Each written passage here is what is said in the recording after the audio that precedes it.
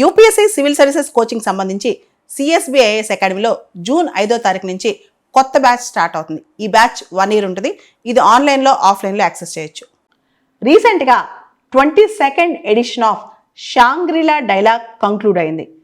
ఇది మే 30 నుంచి జూన్ 1 వరకు 3 రోజుల పాటు సింగపూర్లో జరిగింది. షాంగ్రిలా డైలాగ్ అనేది ప్రతి ఏడాది సింగపూర్లో జరుగుద్ది. ఇది Asia's premier inter governmental security dialogue అని చెప్పుకోవచ్చు. అంటే మొత్తం ఏషియా ప్రాంతంలో, ఈ ఇండో పసిఫిక్ ప్రాంతంలో, ఈ ప్రాంతంలో ఒక సెక్యూరిటీ డైలాగ్ అనమాట. ఇది ప్రతి సంవత్సరం 2002 నుంచి ప్రతి సంవత్సరం జరుగుతుందన్నమాట సింగపూర్లో. దీనికి షాంగ్రిలా డైలాగ్ అని పేరు అనమాట. దీన్ని సింగపూర్కి సంబంధించి వాళ్ళ మినిస్ట్రీ ఆఫ్ డిఫెన్స్ వాళ్ళు ప్రత్యేకంగా లండన్ బేస్డ్ సంస్థ IISS international institute for strategic studies వీళ్ళతో కొలాబరేట్ అయ్యి దీన్ని కండక్ట్ చేస్తారు.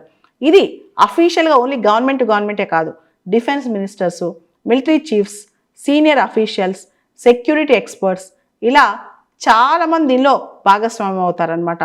ఓవరాల్గా అసలు ఈ Asia Pacific and beyond, Asia Pacific ప్రాంతం నుంచి అండ్ ఇతర ప్రాంతాల నుంచి చాలామంది వచ్చి, ఈవెన్ చాలామంది మిలిటరీ ఆఫీసర్స్, సీనియర్ అఫీషియల్స్, జర్నలిస్టులు వీళ్ళు కూడా వస్తారనమాట.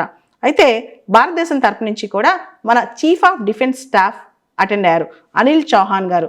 ఇక్కడ ఆయన అంటే ఆపరేషన్ సింధూర్, అంతకుముందు పహల్గామ్ అటాక్, వీటికి సంబంధించిన ఇచ్చిన ఇంటర్వ్యూ కూడా చాలా పాపులర్ అయింది ఈ మధ్య. మన చీఫ్ ఆఫ్ డిఫెన్స్ స్టాఫ్ ఇచ్చిన ఇంటర్వ్యూ అనమాట. అమెరికాకు చెందిన America defence secretary Peter Hegseth కూడా వచ్చారనమాట. ఆయన చైనా నుంచి రియల్గా అంటే ఎంత థ్రెట్ ఉంది, ముఖ్యంగా తైవాన్కి ఎంత థ్రెట్ ఉంది, చైనా ఈ ఇండో పసిఫిక్ రీజియన్లో బ్యాలెన్స్ ఆఫ్ పవర్ని ఎలా మార్చాలని ట్రై చేస్తుంది, ఎలా డిస్టర్బ్ చేయాలని ట్రై చేస్తుంది, ఇండో పసిఫిక్ రీజియన్ని చైనా ఎలా అతలాకుతలం చేయాలని ట్రై చేస్తుందని చెప్పి ఆయన చెప్పారనమాట. సో ఆయన ఈ మొత్తం దేశాలన్నీ కూడా ఏదైతే ఇండో పసిఫిక్లో ఉంటాయో వాళ్ళు డిఫెన్స్ స్పెండింగ్, మిలిటరీ స్పెండింగ్ పెంచాలని చెప్పి American defence secretary Pete Hegseth పిలుపునిచ్చారనమాట. దీనికి సంబంధించి చైనీస్ ఎంబసీ ఈయన చెప్పిన మాటల్ని గట్టిగానే రియాక్ట్ అయింది. ఈయన పీట్ హెగ్సెత్ ఎవరైతే ఉన్నారో America strategy, American defence secretary, ఈ అమెరికా స్ట్రాటజీ అంత తప్పు, ఇది ఒక cold war mind set. Cold war అంటే ప్రచ్ఛన్న యుద్ధ కాలంలో ఉన్న మైండ్ సెట్ని వీళ్ళు చూపిస్తున్నారు, కావాలని మాకు వ్యతిరేకంగా మాట్లాడుతున్నారని. కానీ ఆస్ట్రేలియన్ డిఫెన్స్ మినిస్టర్ కూడా అమెరికా కరెక్ట్గా చెప్పింది, చైనా ఇక్కడ చాలా డిస్టర్బ్ చేయాలని ట్రై చేస్తుంది, అందుకే కదా ఆకస్ ఫామ్ చేసుకున్నాం. మనకు తెలుసు America, UK, US AUKUS form చేసుకున్నారు కొన్ని సంవత్సరాల క్రితం. వీళ్ళు మొత్తం ఈ సెక్యూరిటీకి సంబంధించి, డిఫెన్స్ సంబంధించిన కొలాబరేషన్ కోసం. అయితే వీటన్నిటికి సంబంధించి ఓవరాల్గా ఇమ్మాన్యుయల్ మ్యాక్రన్ ఫ్రెంచ్ ప్రెసిడెంట్ పాలస్తీనాని గుర్తించడం, పాలస్తీనాని ఒక ప్రత్యేక దేశంగా గుర్తించడం దేశాల యొక్క నైతిక బాధ్యతని, అదంతా ఒక పొలిటికల్గా కూడా చాలా దేశాలకు అవసరం అని చెప్పి కూడా ఇమ్మాన్యుయల్ మ్యాక్రన్ పిలుపునిచ్చారు. ఇక్కడే ఇదే ఫోరంలో అంటే షాంగ్రిలా డైలాగ్లోనే మలేషియా ప్రధాని కూడా గాజాలో జరుగుతున్న ఊచకోత, జీనోసైడ్ గురించి మాట్లాడారనమాట. ఇది చాలా తప్పు, ఇది మానవాళి యొక్క కామన్ కాన్సెన్స్గా విరుద్ధమే అని చెప్పారు. సో షాంగ్రిలా డైలాగ్లో మొత్తం డిఫెన్స్ సంబంధించి, సెక్యూరిటీకి సంబంధించి చాలామంది అటెండే మాట్లాడతారనమాట. ఈ షాంగ్రిలా డైలాగ్ ఇన్స్పిరేషన్తోనే భారతదేశంలో రైజినా డైలాగ్ కండక్ట్ చేస్తాం అనమాట. అది భారతదేశంలో కండక్ట్ చేసే security dialogue.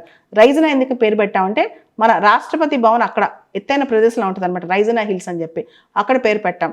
So Raisina dialogue అనేది మన దేశంలో మన మినిస్ట్రీ ఆఫ్ ఎక్స్టర్నల్ అఫైర్స్ వాళ్ళు అబ్జర్వర్ రీసెర్చ్ ఫౌండేషన్తో కలిపి పెడతారనమాట. ORF అనేది ఒక NGO, మనకు తెలుసు ఒక థింక్ ట్యాంక్ అనమాట. ఇవన్నీ పక్కన పెడితే రైజినా డైలాగ్ కూడా సేమ్ ఇలానే డిఫెన్స్ ఆఫీషియల్స్ కానీ, ఫార్మర్ మిలిటరీ చీఫ్స్ కానీ, డిఫెన్స్ మినిస్టర్స్ కానీ ఒక చీఫ్ గెస్ట్ని పిలిచి ఇలాంటి సెక్యూరిటీ డైలాగే ఇండియాలో జరుగుద్ది అనమాట ప్రతి ఏడాది. దాన్ని మనం రైజినా డైలాగ్ అంటాం. ఈ రైజినా డైలాగ్ యొక్క స్ఫూర్తి సింగపూర్లో జరిగే షాంగ్రిలా డైలాగ్ అనమాట.